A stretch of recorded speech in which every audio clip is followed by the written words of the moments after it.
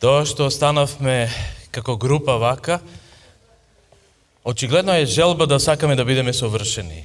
И мислам дека нема ништо лошо во тоа да човек сака да биде совршен.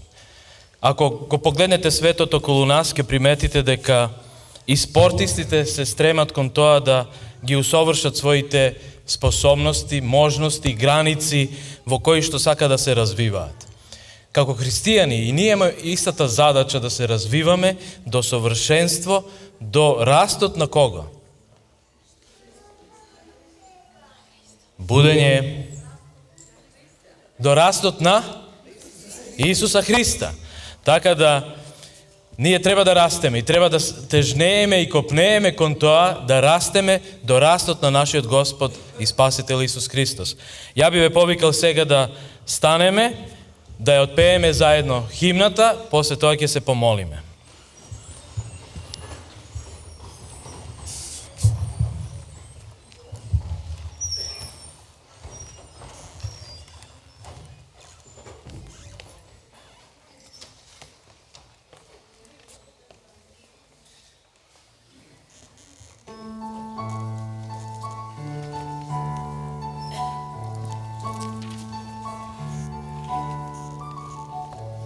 Спасибо.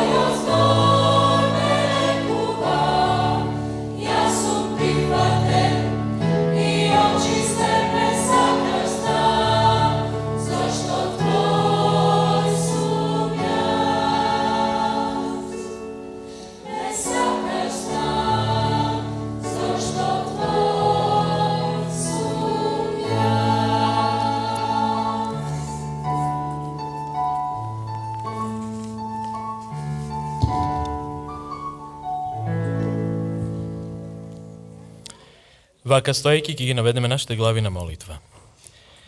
Оче драги, ти благодариме што знаеме дека сме прифатени од Твоја страна, иако не сме совршени. Ти благодариме и на предноста што во овој свет саботен ден можеме да уживаме во мирот и слободата која што Ти ни ја даваш. Во можноста да се подучаваме, да растеме, да напредуваме во спознанието на Твојата голема љубов и милост која од секој миг во миг ни ја покажуваш. Ти благодарам што еве и денеска радосни срца можеме Тебе да Ти пееме. И затоа Тебе нека Ти е сета слава и хвала и чест од нашите срца.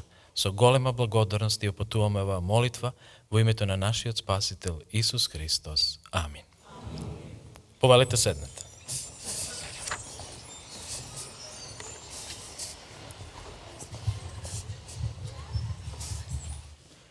Сабеле, слушнавме на некој начин теоретски она што значи совршенство. А за попладнево имаме за тема да размислуваме како изгледа совршенството во пракса. Али пред да преминеме на оваа тема, ја би ги повикал браќата и сестрите од Шуто Ризари да го прослават Бога со својата песна Доаѓа небесен цар. Повелете.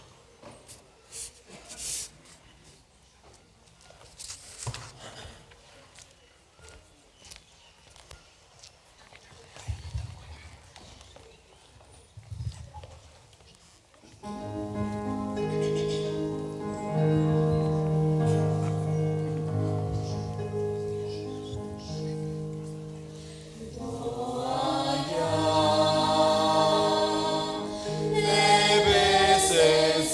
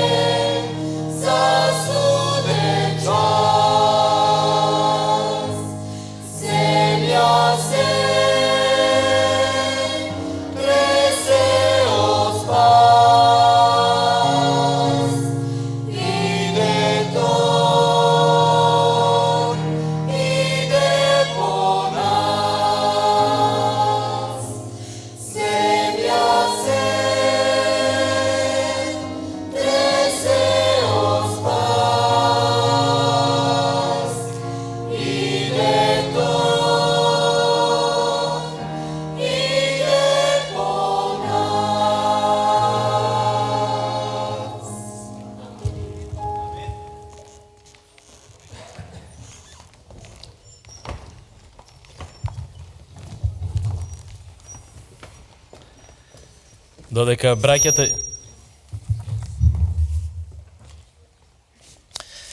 браќата и сестрите се враќаат на место, дали дел од нашето совршенство е и дарот? Да или не? Каков дар ќе дадеме ние? Ја ви повикувам да и ова попладне вашиот дар биде совршен. Што значи тоа? Да дадете од цело срце, да не жалите што давате, или она што вели да не знае едната рака што прави другата, да дарот кој што ќе го принесете да биде на слава и хвала на нашиот Творец. Пред да им предадам збор на браќата, на брат Павле Рунич и на брат Филип Стојановиќ.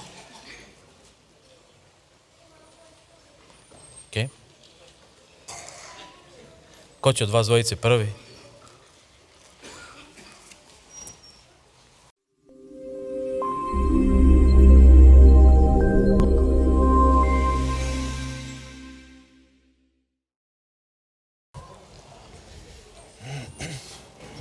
Pozdrav još jedan put svima od mene.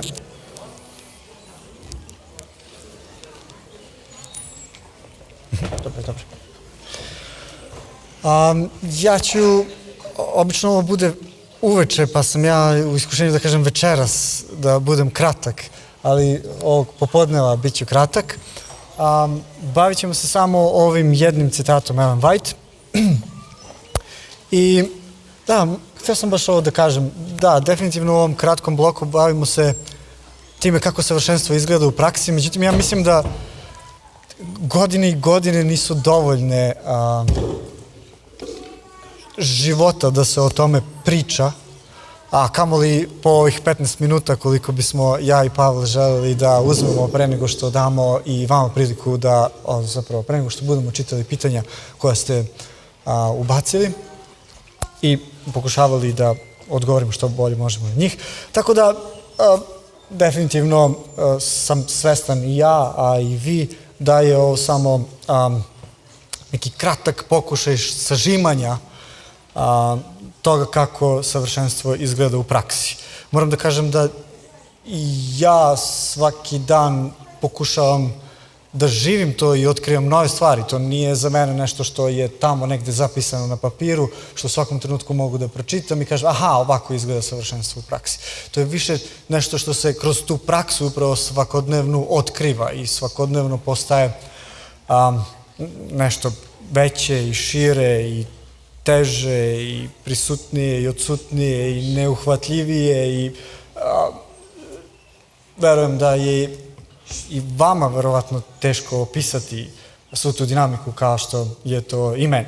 Međutim, hoću da pričam malo više o citatu koji je Pavle danas pomenuo, jer je u mom ličnom istraživanju o ovoj temi i u spisima Ellen White ovaj citat bio jedan od najfascinantnijih. Sećam se dobro kad sam ga prvi put video dok sam pisao moj diplomski rad na Teološkom fakultetu pre nekih 5 godina, tako nešto. I sećam se da me jako iznenadio i da nisam znao šta da mislim o njemu.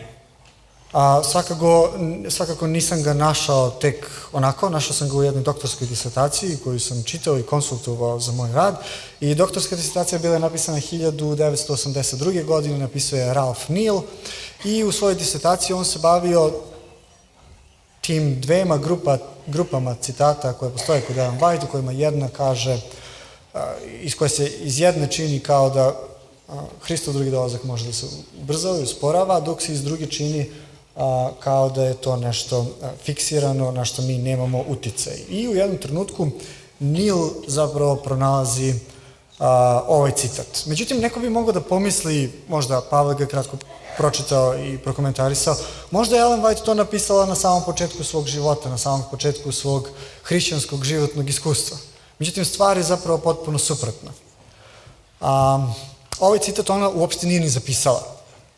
Ovaj citat zapisao je njen sin, zbog toga što ga je ona izgovorila, ili citat je nastao u razgovoru između nje i njenog sina, Willija Whitea, i Citat je izdat 1970. godine u časopisu Review and Herald, gde je Willie White podelio sa uredništvom, zapravo do uredništva je došlo je nekoliko pisama i zapisa Willija Whitea, od kojih su se neka bavila sa poslednjih 153 dana u životu Ellen White. Dakle, sa nekih poslednjih 5 meseci u životu Ellen White. I volio bih samo malo sa vama da podelim i kontekst ovog citata. On ne stoji tamo negde tek tako, postoji nešto pre njega, postoji nešto posle njega. I mislim da to dodaje bitno na značenju istog. I evo, volio bih malo da zajedno promislimo o tome. Naime, bila je nedelja uveče, 18. aprila 1915. godine, nekih 3 meseca pre nego što je Ellen White umrla. Umrla je 16. jula i nekih 2 meseca nakon što je slomila svoj kuk. Pala je 13. februara i više nije mogla da koristi jednu od svojih noga, odnosno da staje na nju. I, dakle, u tom trenutku kada ju je Willie posetio 18. aprila, ona već neka 2 meseca nije hodala uopšte. Međutim, te večeri sedela je pored prozora i držala je u svojim rukama čežnju vekova. I kada je Willie prišao, on kaže da je seo pored nje i da je govorio o dragocenim istinama koje ta knjiga sadrži, kao i o dobrima koje je ta i druge njene knjige koje su učinile u dovođenju duša do Hrista. I pre nego što je Ellen White odgovorila, Willie je rekao da se njene knjige šire sve više i više. I Ellen White je na to rekla ovako: samo napred, samo napred. Ja nekako pokušavam da zamislim Ellen White kako sedi pokraj prozora i kako drži tu knjigu i sluša Willija kako joj kaže to i onda mu odgovara: samo napred, samo napred. Ne obeshrabrujte se. Radite ono što znate da je ispravno, čak i ako drugi možda prigovaraju. Želim da istina bude iskazana u svojoj lepoti. Užasno sam umorna od ništavila. Nemojmo služiti đavolu na taj način. I zatim sledi ovaj citat. Malo je čak i on širi od onog što je Pavle danas spomenuo, pa bih se osvrnuo na još te neke dodatke. Ne tvrdim da sam savršena, ali se trudim da budem savršena. Ne očekujem od drugih da budu savršeni i kad ne bih mogla da se poistovetim sa svojom braćom i sestrama koji nisu savršeni, ne znam šta bih radila. Trudim se da radim stvari najbolje što mogu. Niko nije savršen. Kada bi neko bio savršen, on bi bio spreman za nebo. Sve dok nismo savršeni, imamo zadatak da se pripremimo da budemo savršeni. Imamo moćnog spasitelja. Radujem se što imam veru koja mi pomaže da se uzdam u Božje obećanje. Veru koja radi kroz ljubav i posvećuje dušu. Posvećena duša neće praviti puno grešaka. Neću nastavljati da pričam i pričam i pričam o tome šta ovaj treba da radi i šta onaj treba da radi. Gospod želi da svako od nas učini sve što mu je u mogućnosti i da se bori u dobroj borbi vere.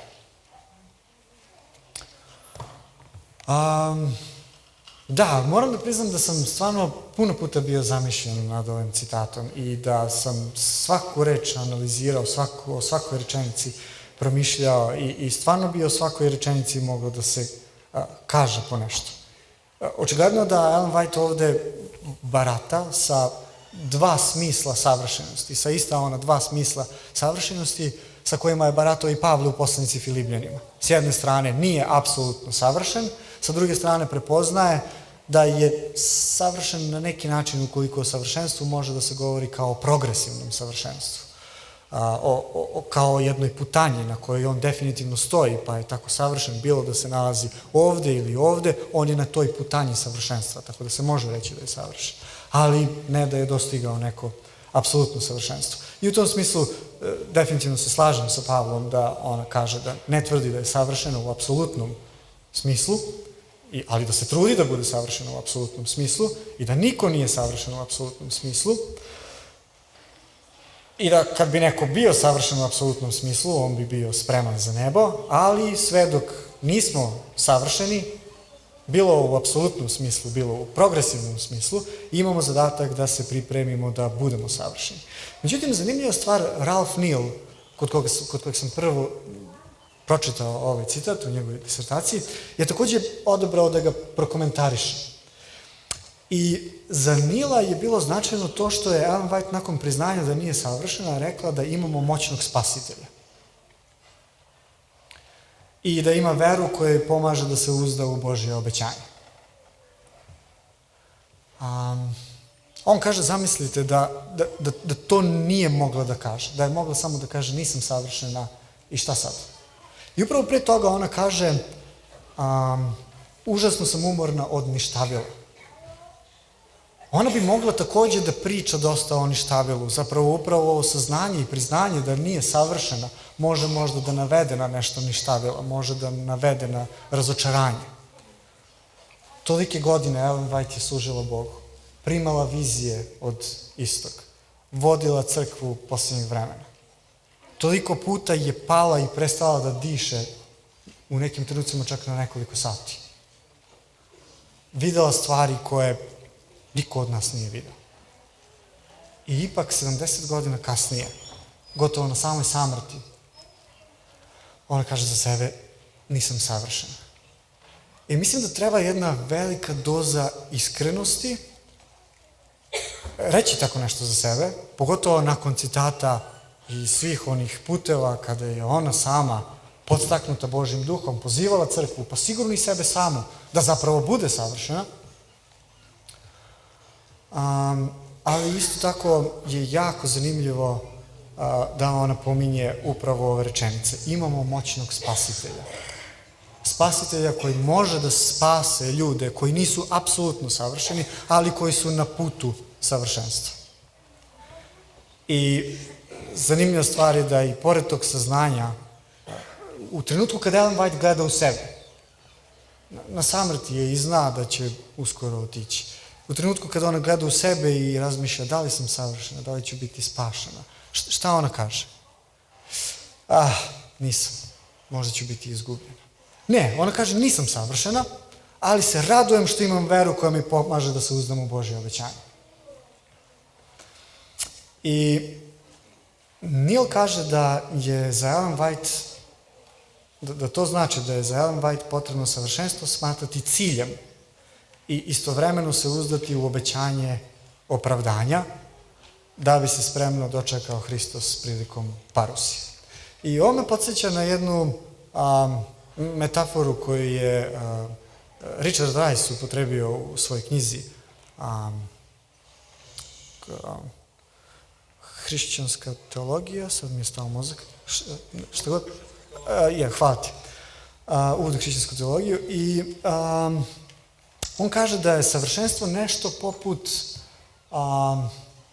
makar u tom nekom apsolutnom smislu, nešto poput zvezda na nebu. A da je to progresivno savršenstvo, da tako kažem, nešto poput čoveka koji u jednoj noći pokušava da preplovi jedan deo reke ili jezera ili mora, šta god. Ne sjećam se baš šta je tačno on upotrebio. Ali šta god. I on kaže, apsolutno savršenstvo je nešto što je ideal, nešto prema čemu se vodimo, nešto u čemu gledamo, u što gledamo, nešto za čim težimo. Ali konačno mi ne idemo u zvezde, samo se prema njima orijentišemo. Nikad nećemo stići do zvezde. Ali gledajući u te zvezde, mi putujemo na našem putu tog progresivnog savršenstva. I učinilo mi se tada u tom trenutku da je to prilično dobra metafora. Možda ne objašnjava sve, možda ne odgovara na sve, ali pomaže da na neki koristan način i dalje razmišljamo o praktičnom življenju savršenstva. Posljednja stvar koju hoću da kažem jeste da mi je jako zanimljiv citat kojim je Ralph Neal odabrao da završi svoje komentarisanje ovog citata. Ja ga nisam naveo ovde, pročitat ću vam ga. On se nalazi u Dela apostolska, se tako zove, Acts of Apostles, knjiga od Ellen White koja se bavi delima apostolskim i na 560. i 561. strani Ona kaže, mi danas ne možemo znati koliko će sutra biti snažan naš sukob sa grehom. Sve dok Sotona caruje, mi ćemo morati da savlađujemo svoje ja, da uklanjamo ukorenjene grehe. Sve dok nam život bude trajao, neće biti mesta na kome bismo kad stignemo mogli počinuti i kazati postigao sam sve. I čini mi se da ovaj citat sadrži jednu ravnotežu u malom, kao da su se u njemu sabrali svi oni citati koji se na izgled nekad čine kontradiktornim, a zapravo su komplementarni. I u ovom jednom citatu se ta komplementarnost nekako iskazuje, pa možda čak i najjasnije što sam ja pronašao do sada. Sve dok Sotona caruje, mi ćemo morati da savlađujemo svoje ja. Do kakve god definicije ili do kakvog god stava o savršenstvu stigli, ni u jednom trenutku naš stav, kakav god da je, ne bi mogao da nas oslobodi ovog. Da kažemo, ma ne moramo da savlađujemo svoje ja. Sad konačno možemo malo da se opustimo. Došao je trenutak kad tu smo gde jesmo, dovoljno smo dobri. Možemo da budemo bolji, ali dobro je i ovako. Danas ne možemo da znamo koliko će snažan da bude naš sukob sa grehom sutra. Niko ne može to da zna. I sve dok Sotona caruje, morat ćemo da savlađujemo svoje ja. Da uklanjamo ukorenjene grehe. Sve dok Sotona caruje. Do kada Sotona caruje?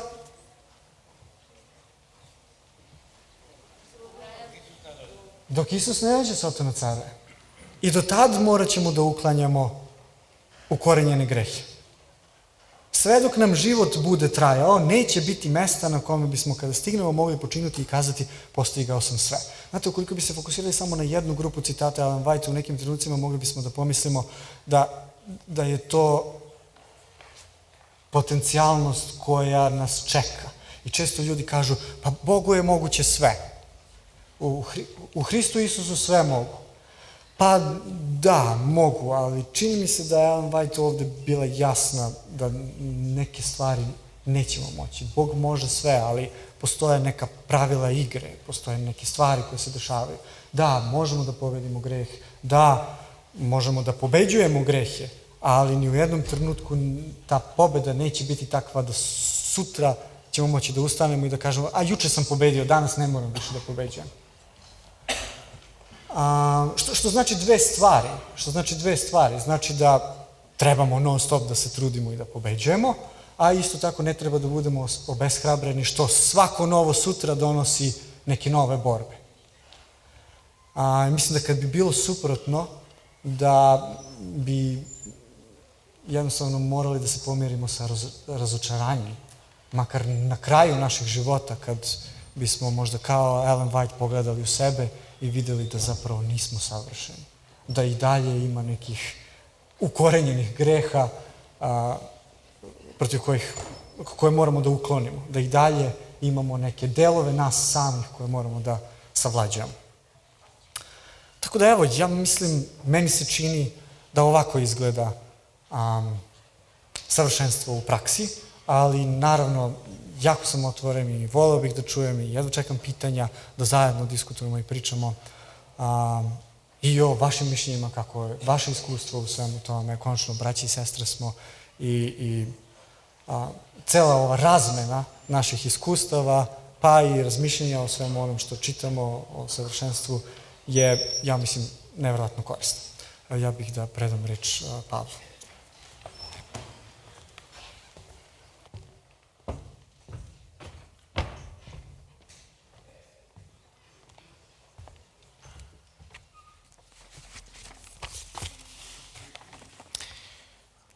Mi smo rekli da ćemo pokušati da budemo vrlo praktični danas popodne.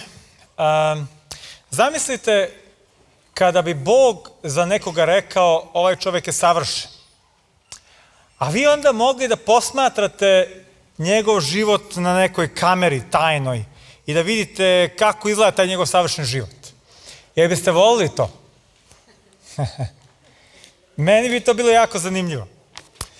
Pa mogu vam reći da nešto slično mogu da podelim sa vama.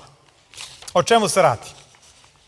Naime, pročitali smo danas pre podne da je Bog rekao za Jova da je čovek tam i jašar. Znači, savršen, potpun, celovit i prav, ispravan.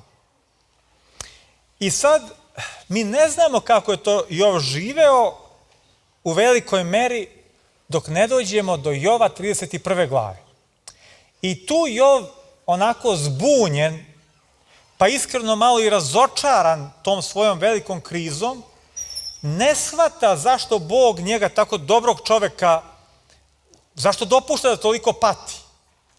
I onda Jov kaže, pa ja ipak hoću da se pozovem na to da sam ja živeo jedan pravedan, čestit život. I onda nam Jov u toj svojoj frustraciji otvara srce i kaže kako je živeo. Najiskrenije, najpoštenije. I evo sada, hajde da pogledamo u praksi kako izgleda život savršenog čoveka, iz Božje perspektive savršenog. Dakle, Jov, 31. glava. I tu ćemo dobiti jedan deo odgovora kako izgleda u praksi život savršenog čoveka. Dakle, prvi stih. Jov kaže ovako. Veru učinih s očima svojim, pa kako bih pogledao na devojku. Dakle, Jov je autentično, stvarno živeo za svoju suprugu i nije se okretao na ulici za devojkama koje su prolazile i rekao, ova je stvarno lepa, ali ipak sam ja oženen čovjek. Znači, on ne kaže nisam spavao sa devojkom, on kaže nisam ni pogledao. S drugim rečima, on je imao čiste misli po pitanju žena. Ok? To je jedan deo savršenosti. 4. stih. Kaže ovako. Ne vidi li on putove moje i sve korake moje ne brojili? Drugim rečima, on živi kao da živi u Božjoj prisutnosti. On zna da Bog stalno posmatra njegov život. Slično kao Josif koji je rekao, kad ga je zvala ona žena da spava s njim, kako bih učinio tako grdno zlo i kome zgrešio? Bogu zgrešio. Drugim rečima, on je svestan da ga Bog posmatra. Tako i Jov kaže, ne vidi li on putove moje? Bog vidi moje putove, ja se trudim da živim kao u Božoj prisutnosti. I sestra White kaže da jedna od najjačih odbrana od zla jeste živa svest o tome da Bog stalno posmatra na život. Dobro. 9. stih. Ako se zanelo srce moje za kojom ženom i ako sam vrebao na vratima bližnjega svojega, neka drugome melje žena moja i neka se drugi nad njom povijaju i tako dalje. Jer bi to bilo grdilo i tako. Znači on kaže, ako se zanelo moje srce za kojom drugom ženom. Znači ako sam ja pošao, ako moje srce me vuklo ka drugoj ženi, a ne ka mojoj, onda neka moja žena ne bude više moja. Odnosno, znači, to što ja želim drugome, želim i sebi. Prema tome, on autentično nije gledao na tuđe žene. To je bio deo njegove savršenosti. 13. stih kaže ovako. Ako nisam htio doći na sud sa slugom svojim ili sa sluškinjom svojom, kad bi se tužili na mene i tako dalje. S drugim rečima, on je bio pošten u poslovanju sa svojim slugama i bio je spreman, iako nije morao, da ide na sud i da se izloži sudskom procesu sa nekim koji je njemu bio podređen. Dakle, bio je čovek koji je pokušao da bude maksimalno pošten u poslovnim odnosima. Dobro. 16. i 17. stih. Ako sam odbio siromasima želju njihovu i oči udovici zamutio i ako sam zalogaj svoj sam jeo, a nije ga jela i sirota. Ovaj termin sirota se ne odnosi na sirotinju, nego na siroča koje nema roditelje. I on kaže, ja sam uvek hranio siročad. Kad sam ja jeo, jela su i siročad oko mene. I ja sam se brinuo za udovicu, brinuo sam se za sirotinju. Drugim rečima, ovde vidimo da je on pokazivao autentičnu ljubav prema ljudima koji pate, koji su bili u nepovoljnim okolnostima za siročad i tako dalje. 24. stih. Ako sam polagao na zlato nadanje svoje ili čistome zlatu govorio uzdanico moja. On je bio jedan od najbogatijih ljudi svoga vremena. U današnjim terminima verovatno milijarder. I on kaže, ako sam se ja uzdao u to svoje zlato kao neku svoju uzdanicu, onda neka me stigne ovo i ono. Drugim rečima, nije dopustio da se njegovo srce zalepi za bogatstvo i da ga to bogatstvo odvoji od Boga. 32. stih. Stranac nije noćivao napolju, vrata sam svoja otvarao putniku. Bio je vrlo gostoljubiv. Nije dopuštao, ovo bi stranac danas mogao da bude izbjeglica, da stranac spava na ulici, uveo ga je u svoju kuću. I 33. stih kaže ovako. Ako sam kao što čine ljudi tajio prestupe svoje i krio svoje bezakonje u svojim njedrima. Drugim rečima, on kaže, ja ne krijem neke moje tajne grehe za koje ljudi ne znaju, ali ih i ja ipak volim i činim.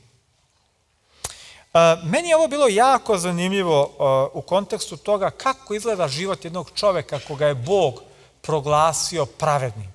Znači, sve ove osobine koje smo nabrojali su tu. Ali znate šta mi je bilo zanimljivo? Jov ovde manje ističe ono što nije činio, da nije krao, da nije lagao, da nije ubijao, više ističe dela ljubavi.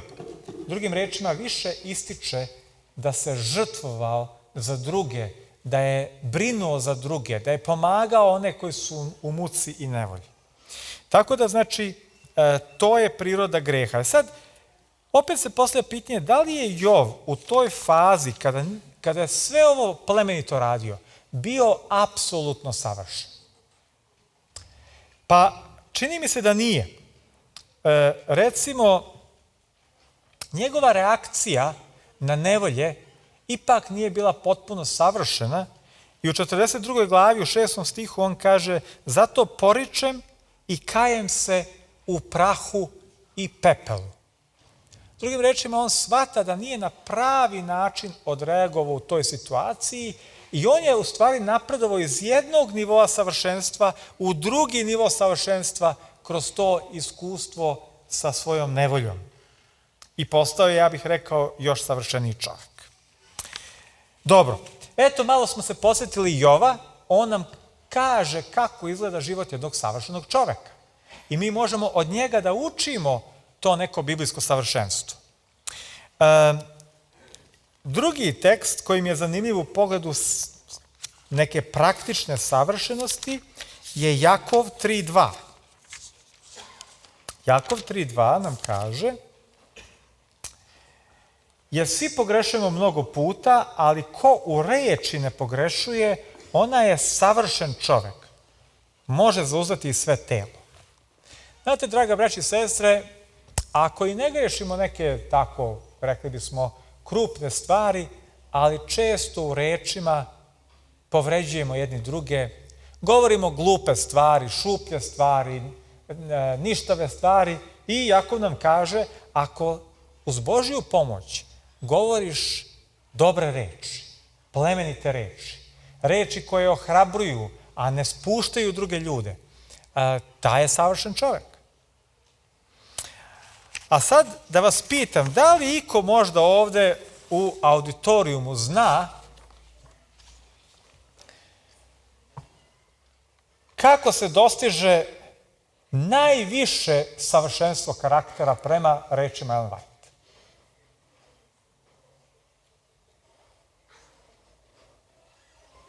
Ok, pošto očigledno niko to nije pročitao, da podelim to sa vama. Jel vas zanima najviše savršenstvo? Znači, očigledno ima niže savršenstvo, više i najviše. Jel vas zanima kako se to postiže? Ajde da čujete. Kaže ovako. Muž i žena treba da budu verni jedno drugome dok god traje život.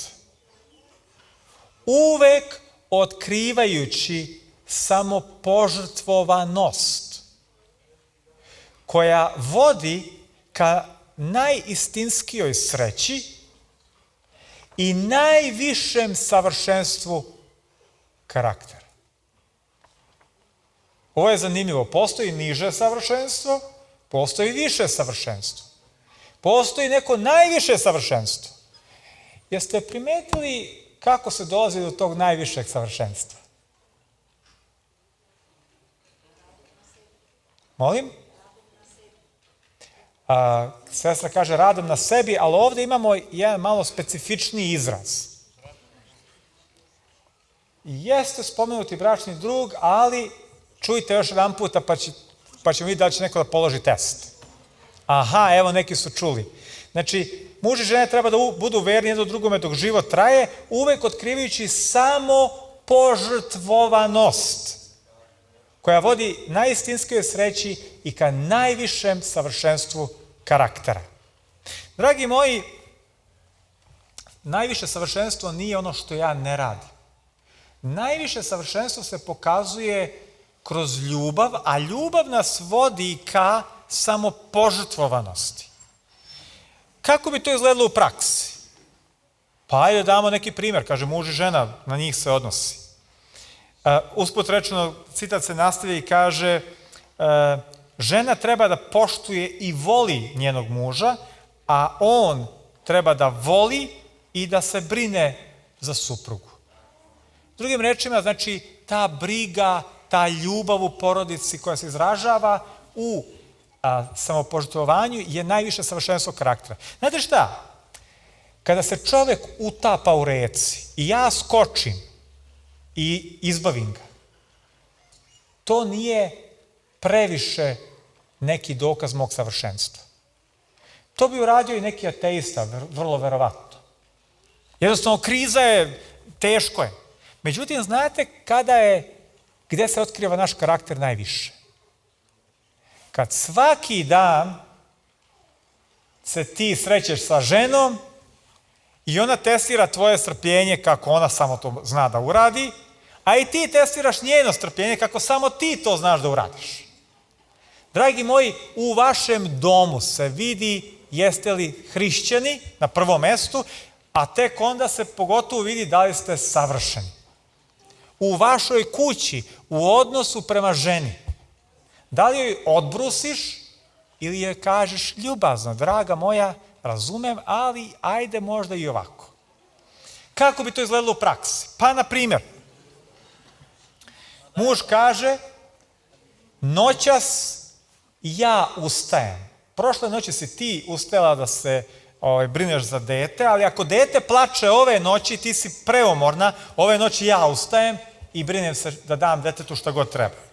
Ili, muž kaže, imam jako puno posla, ali uzet ću još jedan posao na sebe kako znam i umem, možda ću da se odreknem da prelistam novine danas i odvešću auto od moje žene na popravku i tamo ću ja sa majstorom da pregovaram, jer ona se možda ne bi tu najbolje snašla. I jedan puta on dostiže najviše savršenstvo karaktera, žrtvuje se. A žena, na primjer, kaže, ja jesam puno radila danas, umorna sam, ali ipak ću da napravim malo komplikovanije jelo, jer to je najomiljenije jelo moga muža. I to je savršenstvo karaktera. Žrtva. Žrtva koja prepoznaje muku i potrebu i želju, čak nekada i želju onog drugoga, ne samo nužno neku veliku potrebu. Dakle, najviše savršenstvo karaktera kada se žrtvujete za one koji su tu tik pored vas i koji vas često nerviraju. Jer, znate, komšija me ne nervira puno. Vidim ga jedan put u 3 dana. Žena će puno pre da me iznervira, tako? I ja nju. Tu ko pokaže poniznost, ljubav, samopožrtvovanost, taj je dostigao najviše savršenstvo karaktera. Još jedna stvar iz prakse. Ponavljala sam ovu divnu izjavu, jer ona sadrži upravo dokaz koji treba da predstavimo ovome svetu. Savršenstvo zajedništva između sledbenika Hristovih.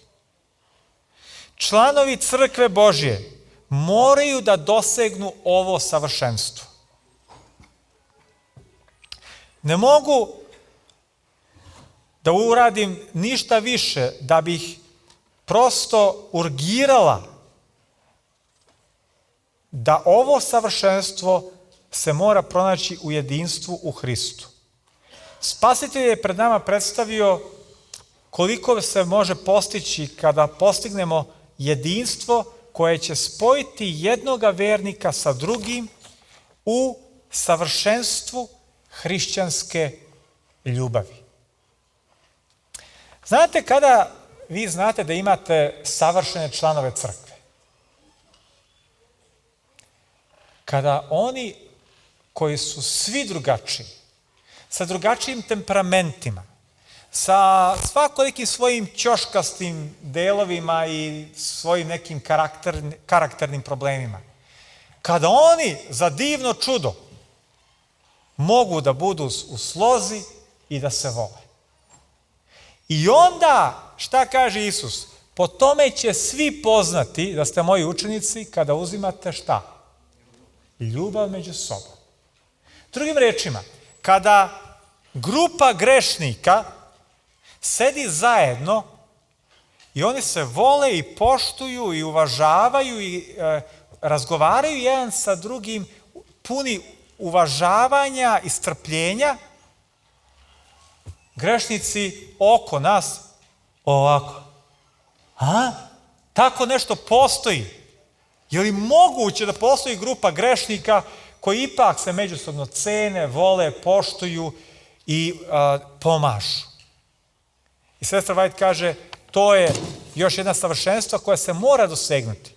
I ako hoćete da Makedonija počne da se obraća Hristu, nema veze koliko vas je malo ili puno, a malo vas je, počnite da volite jedan drugoga, da živite u jedinstvu i Makedonci oko vas će zinuti od čuda i reći, ako oni mogu tako da se vole, možda su stvarno prava crkva. Šta kažete na tu misionsku strategiju? A je li moguće? Jel praktikujete to? Već malo manje glasova se javilo. Ajde na tome da se poradi. Dobro? I na kraju još jedan citat koji kaže ovako. Hristov život na zemlji bio je savršen izraz Božjeg zakona i tako kada oni koji sebe vide kao Božju decu postanu svojim karakterom slični Hristu, bit će poslušni Božjim zapovestima. To je deo hrišćanskog savršenstva i da sledimo Božje zapovesti. Zato Božji narod na kraju vremena drži zapovesti Božje. Tako da, znači, držanje zakona se postiže kroz ljubav ka Bogu i ljubav ka bližnjima. Zato Isus rekao, te dve zapovesti, o njima zavisi sav zakon i proroci, ljubi Gospoda Boga svim srcem i ljubi bližnjega kao samoga sebe. I onda se postiže najviše savršenstvo karaktera. I onda, pošto ja celim svojim bićem volim svoju suprugu, ne zanima me da gledam tuđe žene. I pošto celim svojim bićem opet volim svoju suprugu, ja ću biti spreman da se žrtvujem za nju i za njene potrebe. I pošto celim svojim bićem volim svoju braću i sestre, premda su nesavršeni, kao što kaže Ellen White, niko nije potpuno savršen, pa ona kaže, ali ja ipak ne znam šta bih kad ne bi imala moju braću i sestre. Kad ih ja volim, ja postajem u Božjim očima savršen čovek. A one moje sitne nedostatke, nesavršenosti pokriva sve to Hristova pravda. A nekada, kada se desi veći propusti, ponovo kroz pokajanje, to pokriva Hristova pravda. Evo, ja bih ovde zastao i mislim da možemo sada preći.